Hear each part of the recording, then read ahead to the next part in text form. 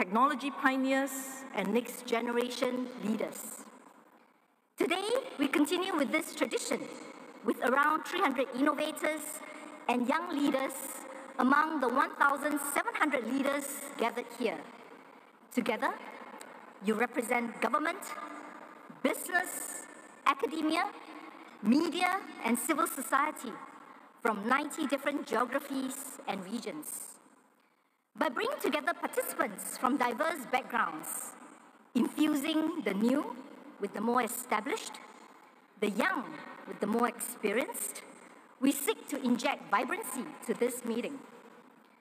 Over the next days, I encourage you to fully embrace the spirit of Davos. Be generous and candid in sharing your views. Be open and respectful to the views of others. And more importantly, to welcome and encourage vigorous debate. It is through the power of dialogue and debate that we expand our minds, rejuvenate our view of the world, foster rich connections to achieve social and economic progress. The theme for this year's meeting is Entrepreneurship for a New Era. This is an era defined by systemic change, whether this is the disruption from the compounding effects of AI and the convergence of technologies, the growing tensions between and within societies, countries, and regions, or the unprecedented effects of climate change and biodiversity loss and its threat to all life on Earth. The foundation of our industrial development and human civilization are fundamentally challenged. Where are the new engines of growth and models for development? What are the jobs of the future? How can we restore the harmony with nature? What is the global governance needed to foster international peace and security? We discussed these wide-ranging and interconnected issues at this meeting. Leadership is more critical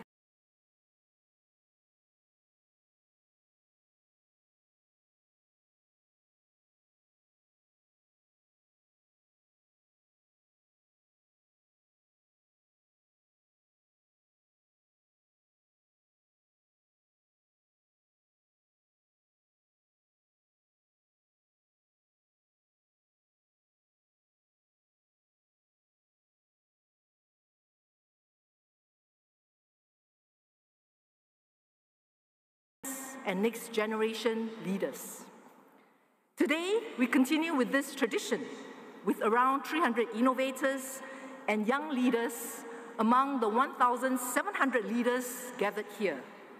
Together, you represent government, business, academia, media, and civil society from 90 different geographies and regions. By bringing together participants from diverse backgrounds, infusing the new with the more established, the young with the more experienced, we seek to inject vibrancy to this meeting. Over the next days, I encourage you to fully embrace the spirit of Davos. Be generous and candid in sharing your views. Be open and respectful to the views of others. And more importantly, to welcome and encourage vigorous debate. It is through the power of dialogue and debate that we expand our minds, rejuvenate our view of the world, foster rich connections to achieve social and economic progress. The theme for this year's meeting is Entrepreneurship for a New Era. This is an era defined by systemic change, whether this is the disruption from the compounding effects of AI and the convergence of technologies, the growing tensions between and within societies, countries, and regions, or the unprecedented effects of climate change and biodiversity loss and its threat to all life on Earth. The foundation of our industrial development and human civilization are fundamentally challenged. Where are the new engines of growth and models for development? What are the jobs of the future? How can we restore the harmony with nature? What is the global governance needed to foster international peace and security? We discussed these wide-ranging and interconnected issues at this meeting. Leadership is more critical than ever. This meeting invites all of you as leaders to marshal your entrepreneurial energies, innovate and exercise the wise power needed to transform economies and societies, and build a new and better era for the next generations. We have more than 200 sessions at this meeting, exploring how frontier ideas and insights can translate to ambitious action and win-win partnerships. 众人拾才火焰高. The power of the collective enables us to achieve beyond what each of us can imagine possible. I wish all of you a fulfilling meeting with meaningful connections, and it is now my great pleasure to invite Zhang Shichang, Mayor of Tianjin, to deliver his welcome remarks. Zhang Shichang, 请.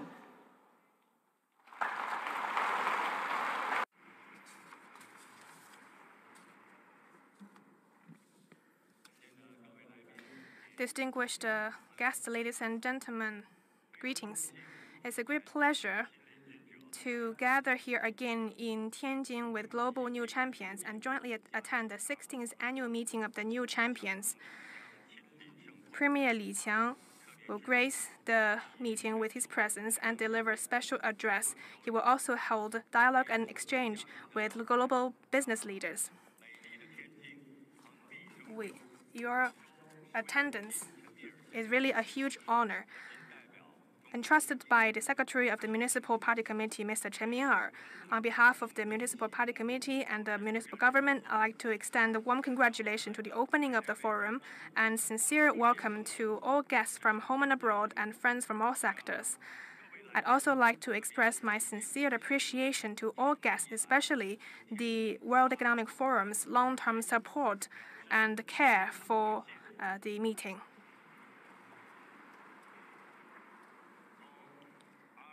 From the snowy peaks of the Alps to the coast of Huay of the West Pacific, the Summer Davos Forum has borne witness to China's high-quality and innovative economic development and has already become a window for the world to see and feel the present and the future of the Chinese economy. The forum's ideas of innovation, inclusiveness, and mutual benefit is also incorporated into Tianjin's process of Chinese modernization. This forum is themed Entrepreneurship for the New Era. From 5 dimensions, including the global economy, China's outlook, and the shifting industries, the forum will hold forward-looking and pragmatic dialogue and seek new pathways and new models that drives growth with entrepreneurial spirits. It is of special importance for all parties working together to tackle global challenges and seizing the new opportunities afforded by sci-tech transformation and working towards the same direction.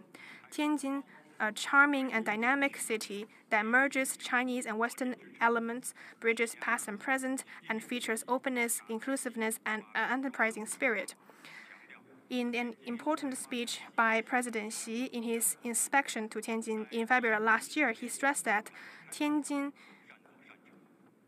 needs to forge ahead and make progress in terms of developing new quality productive forces and in further deepening reform and opening up comprehensively. This will inject strong momentum to its open and innovative development. We have a deep understanding and have followed the internal requirements of sci-tech and industrial innovation. We continue to improve the policy, legal framework, and social environment for innovation. We have built up a multidimensional matchmaking mechanism where innovation institutions and companies can empower each other. We also seek to build vicious cycle between sci-tech, industry, finance, and talent. We deeply understand and follow the inherent laws of market laws. We coordinate the roles of an efficient market and an effective government. We fully respect the market's decisive role and attach great importance and encourage the unique role of entrepreneurs in terms of innovative development and resource allocation. We work hard to foster a market-oriented, law-based, and world-class business environment. We encourage innovative and industrial resources to value Tianjin as a good destination and enhance cooperation with us. We deeply understand and act on the value of win-win cooperation. We work actively to integrate into the new development paradigm of domestic and international dual circulation. We have further facilitated trade and investment with innovative policies that build industry strength, such as free trade pilot zones, national development zones, national innovation demonstration zones, and comprehensive bonded zones, so as to make ourselves more attractive to high-end resources from in and outside the region, and work together with our partners to make the pie bigger. Ladies and gentlemen, friends, innovation and intelligence are the keys to a new era. Tianjin is the pioneer of China's reform and opening up. We have always been in sync with the new era and open our arms to new champions. We sincerely hope that more and more new champions can work together with Tianjin, start businesses in Tianjin, and foster dynamism for innovation with entrepreneurial spirit, so as to inject more certainty to this changing and complex new era, and inject stronger driving forces for a higher quality, more resilient, and more sustainable future. I wish this forum a complete success, and I hope that all guests can come away with new ideas, new partners, new cooperation, and achieve new development. Thank you all.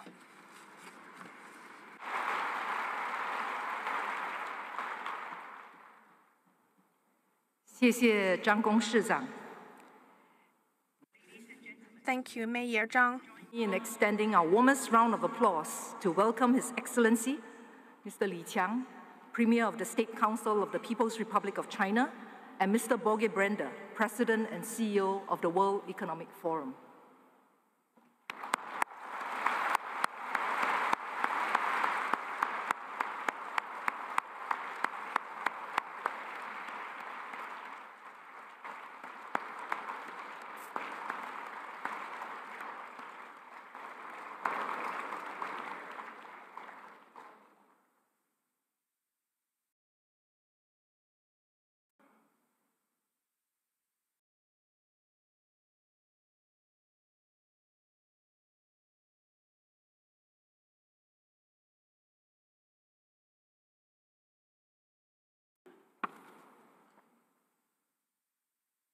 Your Excellency Premier Li, Your Excellencies, heads of state and heads of government, distinguished guests, dear friends.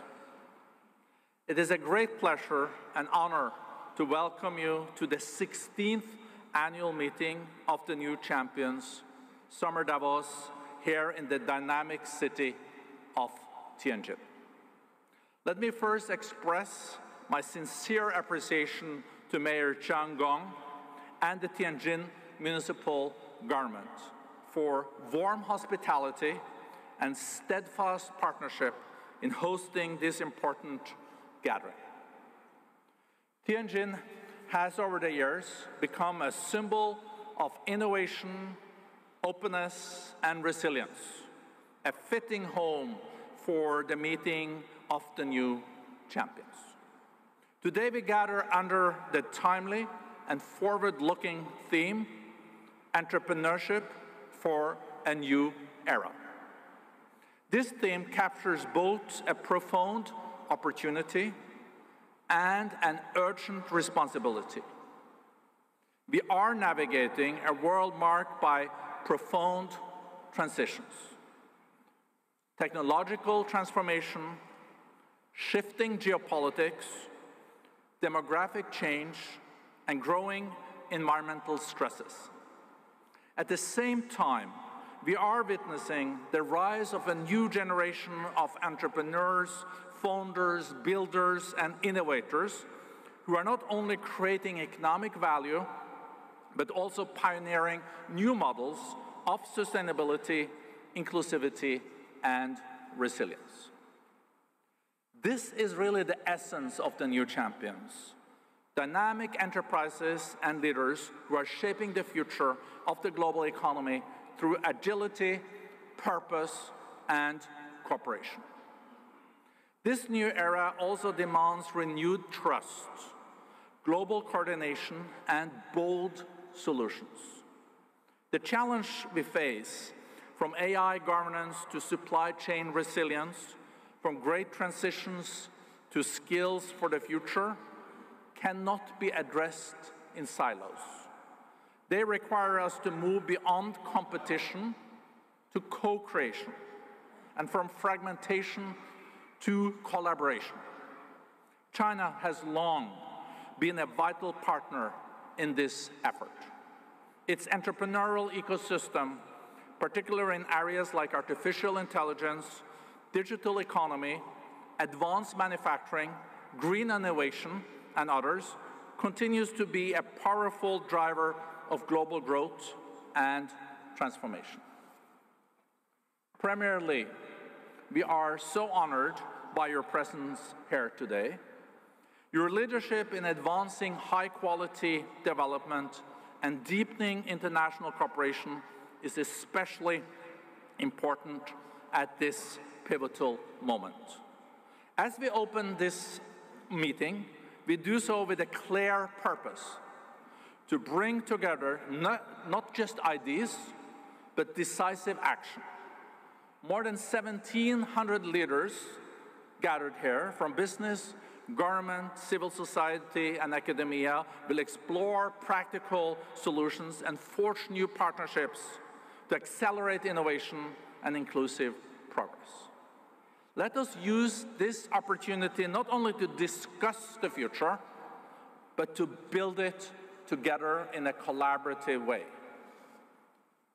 With that, it is my great privilege now to invite His Excellency Premier Li of the People's Republic of China to deliver the opening remarks. Premier.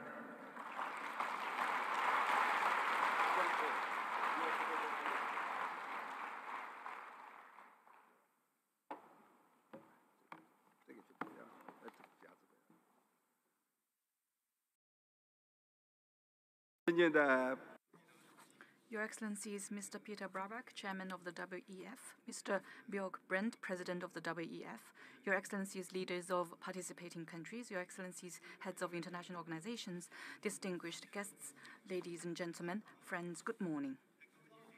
It gives me great pleasure to come to the beautiful city of Tianjin for the annual meeting of the New Champions 2025. On behalf of the Chinese government, I wish to extend warm congratulations on the opening of the annual meeting and express a warm welcome to all of you and heartfelt thanks to you all for your long-standing support for China's development.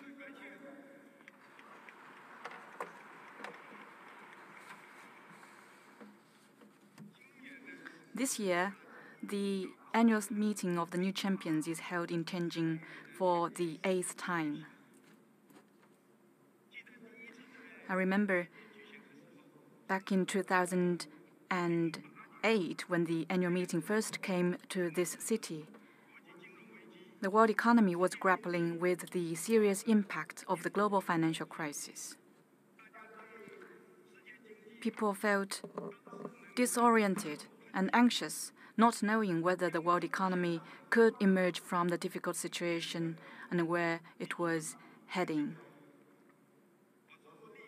I would say that history often rhymes to many's surprise. Today, the world economy and international economic and trade cooperation are confronted with new difficulties and challenges. As President Xi Jinping noted, global development is now at a critical crossroads. I think it is exactly at times like this that we must think deeply about how the global economy and trade will evolve. What kind of economic and trade order our world needs, and how we should strengthen cooperation and tackle challenges to promote common development and prosperity. Here, I wish to take this opportunity to share with you a few thoughts of mine. 3 thoughts. My first point is that the current international economic and trade landscape is undergoing profound changes due to factors including geopolitics, technological advancement, and economic structure. The global economic and trade landscape is going through deep transformations and adjustments, all happening at a staggering speed and scale. This requires us to look beyond the complex and intricate dynamics and grasp the underlying trends and characteristics of these changes. As I see it, we need to pay particular attention to the following. First, the economic and trade system is becoming more diverse, and the Global South is rapidly gaining strength. While trade is weakening in developed economies, which represents the overall trend, Global South countries, which account for about 70% of the global population, are emerging as a vibrant market.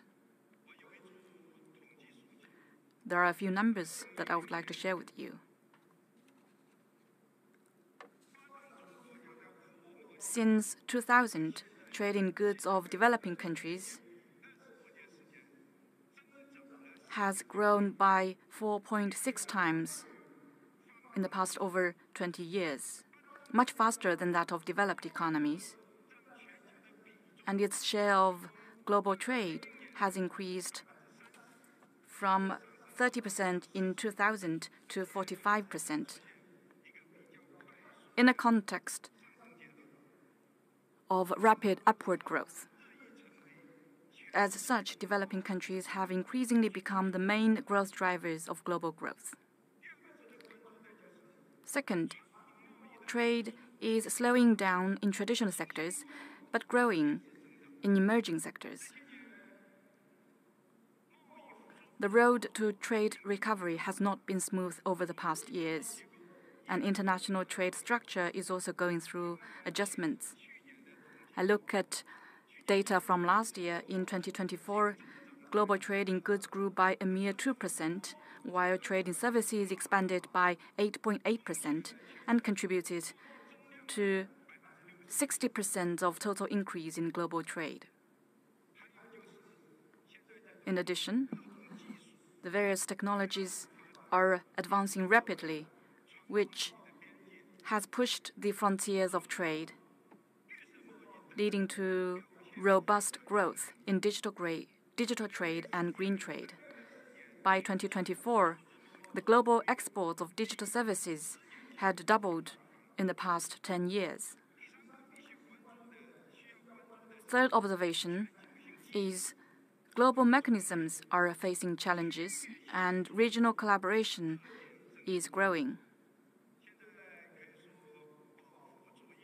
We have seen substantial increase in protectionist measures and growing economic and trade frictions across the world. Data shows that in 2024, there were over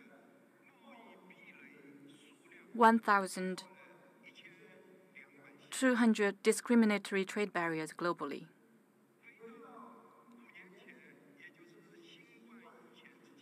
And if you go back 5 years, before the pandemic, the number stood at around 200, but now it's 6 times higher.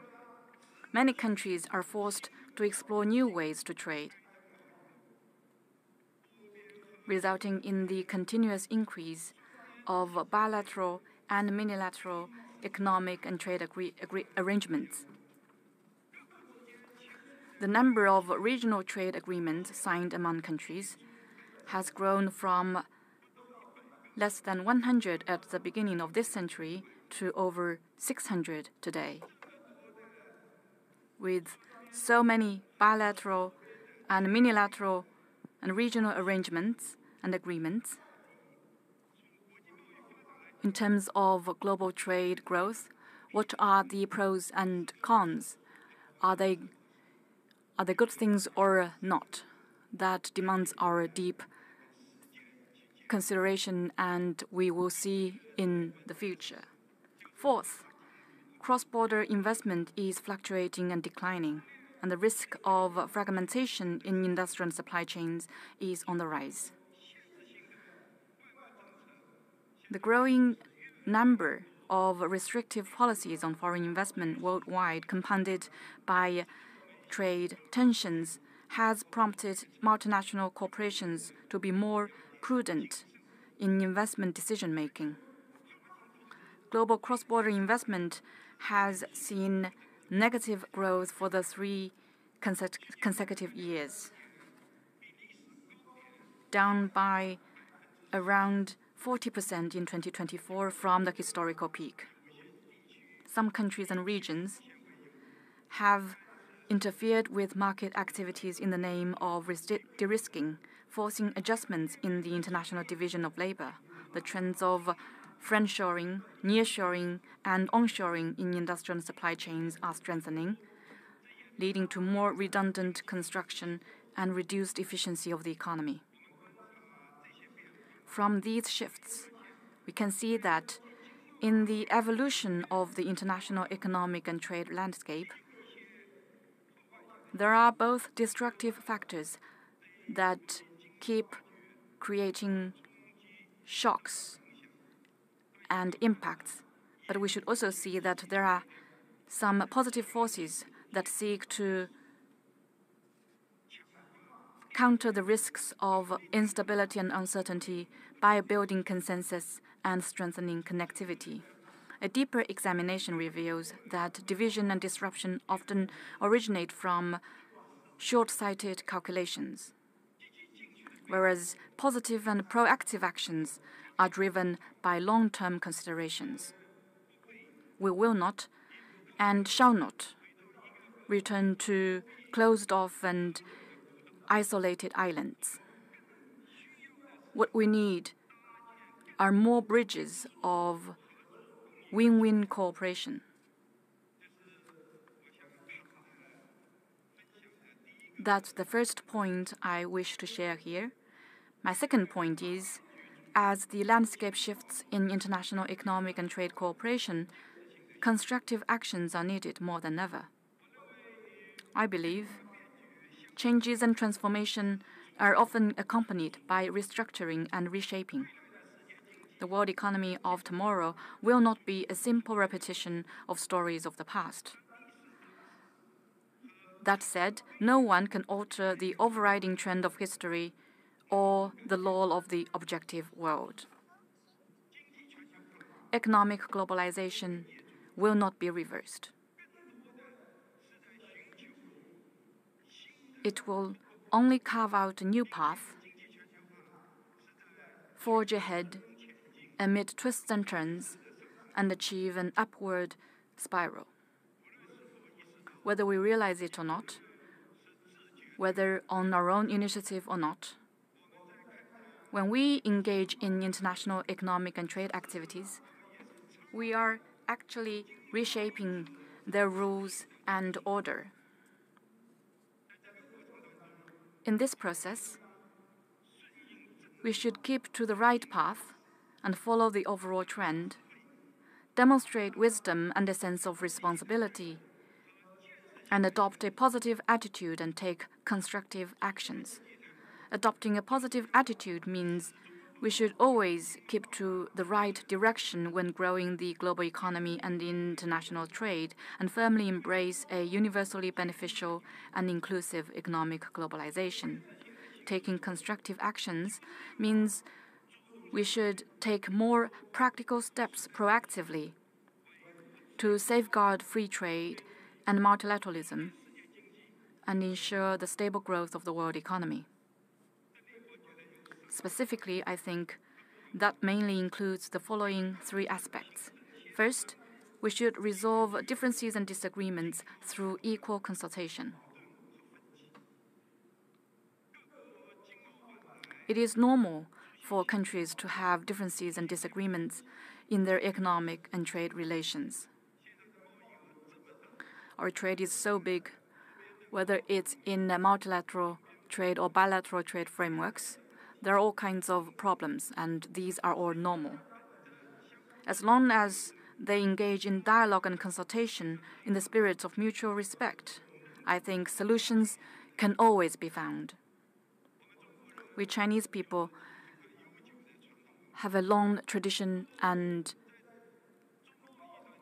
culture, and when we do business, we often say that harmony makes good business.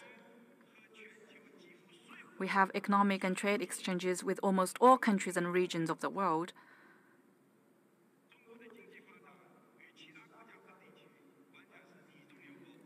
I think that is to say, you are in me, I am in you. We treat all our partners as equals, regardless of any differences in size, system, or culture. And we work with them to manage disagreements and expand consensus through dialogue and consultation in line with WTO principles. This year, China and 32 other countries jointly established the International Organization for Mediation in China's Hong Kong, which is a new initiative that seeks to use the wisdom of the East in resolving international disputes. China is ready to make persistent efforts with all countries to build maximum consensus and cement the foundation of the trust that underpins international economic and trade cooperation. Second, we should safeguard our common interests in mutually beneficial cooperation. The global economy is deeply integrated. No country can sustain its prosperity in isolation from the world. Hence, cooperation is a must if we want to achieve development. And to safeguard the common interests of all, at the end of the day, is to safeguard the interests of our own. In the face of global challenges, we should uphold the principle of extensive consultation and joint contribution for shared benefit, enhance macro policy coordination, safeguard stable and unimpeded global industrial and supply chains, and boost the security and resilience of countries' development through closer cooperation. China will continue to actively participate in G20, BRICS, and other multilateral cooperation, advance high-quality Belt and Road cooperation, and increase input in areas such as global connectivity and sustainable development to better promote common prosperity of all. The third thing that we should do is to contribute to each other's development by generating more growth. You know, currently the momentum of global growth is weakening, and many sectors are mired in the fight for existing resources. I'm afraid this is an important cause of the many problems we are seeing today. People are fighting for existing resources rather than expanding or adding more resources. To address this problem, should we choose a zero-sum approach and expand our own interests at the expense of others, or should we opt for win-win cooperation and make the pie bigger through openness and sharing? The answer is self-evident. When international economy and trade is facing headwinds, what we need to do is not resorting to the law of the jungle where the strong prey on the weak, but enabling each other's success through win-win cooperation. China has achieved great successes by committing itself to opening up, and going forward, China will open its door still wider to the world. We will further integrate and connect with the global market, step up industrial collaboration with other countries, and actively share the fruits of our own development to deliver greater benefits to the world.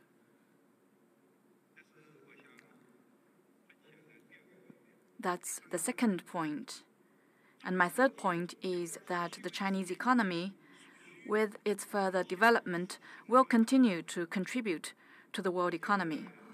Over the past years, the Chinese economy has remained an important engine of the world economy, contributing around 30% of global growth. The reason lies not just in China's stability and high growth, but also in its openness and in its linkage with the world economy. In other words, the Chinese economy has embraced the global market and integrated into the world economy. It is also driving global growth and promoting world development. In addition to that, China is willing to do all it can to help overcome the difficulties and challenges the world economy faces. First, the sustained and steady growth of the Chinese economy will provide strong underpinning for faster recovery of the world economy. Over the past years, no matter how the external environment evolves, the Chinese economy has always maintained a positive development momentum. This year, against notably stronger shocks from outside,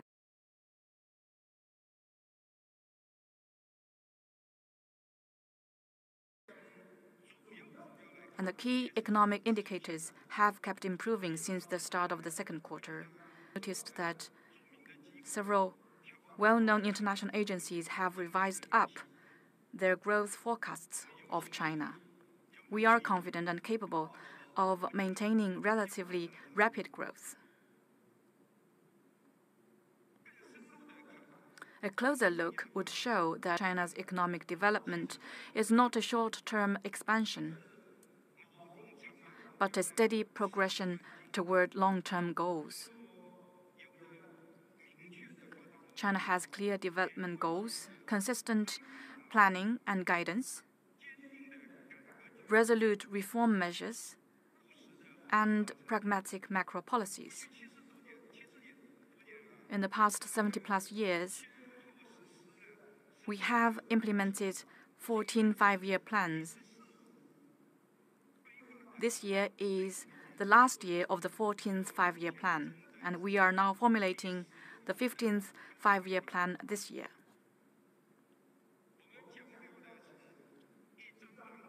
Our blueprints, once drawn, will be seen through to the end.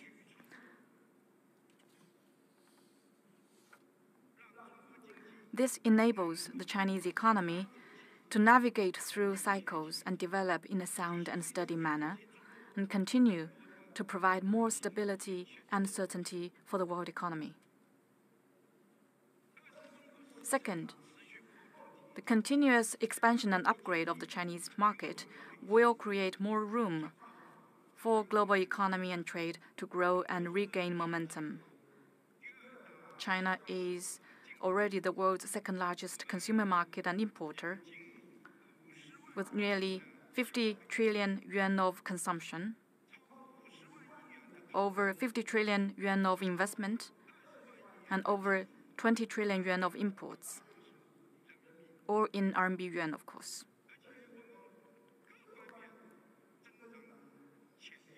Not to mention huge growth potential across the board. We are on track to become a high-income country in an all-round way, supported by robust demand for consumption upgrade, both in traditional areas such as clothing, food, housing, and transport, and in emerging areas such as smart terminal and cultural IP, which are growing very fast in recent years. We are intensifying our efforts to implement the strategy of expanding domestic demand by launching special initiatives to boost consumption. This will make China a mega-sized consumption powerhouse on top of being a manufacturing powerhouse, and provide more market space for enterprises around the world. Third, China's continuous breakthroughs and leap in innovation will provide much-needed driving force for global development.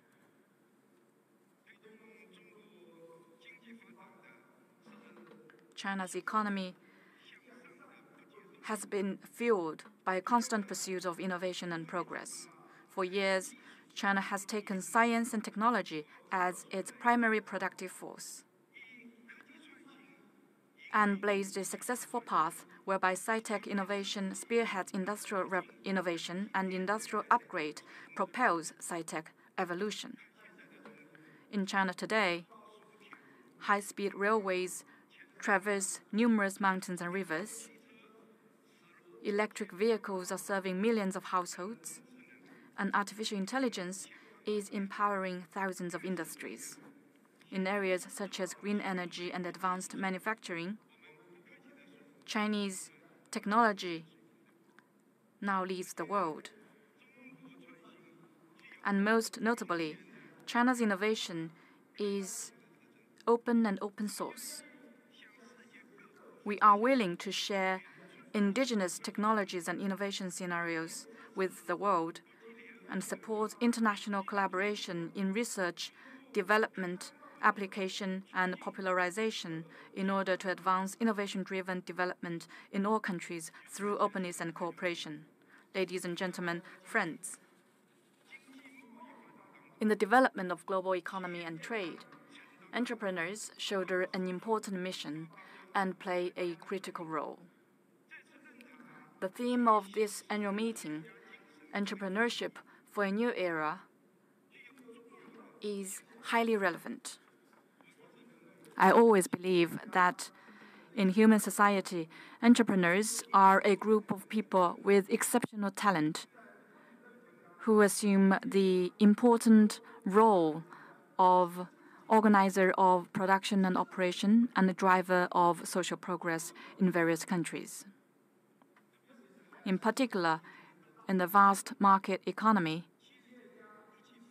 entrepreneurs with their extraordinary insight, creativity, and ability to execute can organize various resource elements and transform them into real productivity, turn the uncertainty of changes in the market into the certainty of market success, and dare to blaze new trails for economic and social development. Together, they represent a unique and powerful force. Such entrepreneurs and such entrepreneurship are particularly invaluable as today's world economy grapples with all the changes and urgently needs a way out and forward. And they deserve to be respected, cherished, and supported. The new era requires entrepreneurs to play bigger roles, assume greater responsibilities, and add more new dimensions to entrepreneurship. I encourage you to do more things for the greater good. I hope you will always follow the laws of the market, do what is right, champion openness and cooperation, uphold economic globalization, oppose decoupling and severing of supply chains, and call on all sides not to turn trade into a political or security issue.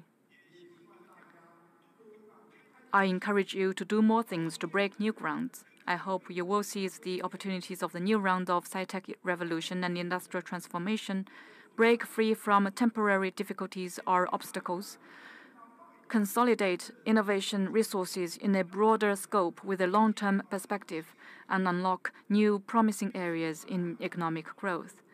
I encourage you to do more things for win-win results.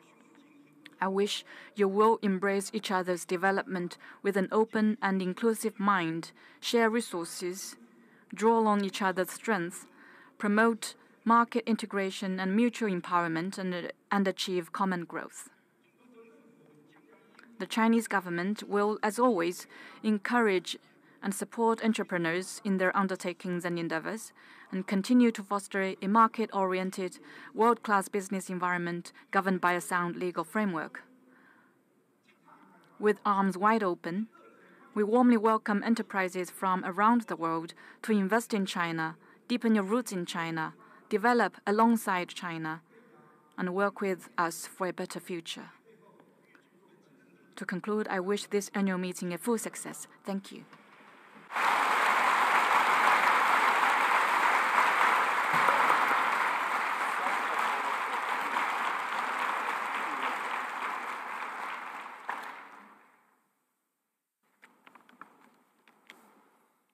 Your Excellency, Premier Li, thank you so much for such a powerful speech. Safeguarding multilateralism and free trade, and as you underlined, Premier, also building more bridges and with stronger cooperation, and also with your wise words of harmony makes good business. On behalf of all participants, I extend my sincere appreciation, and with that, I declare the opening plenary for closed. Thank you.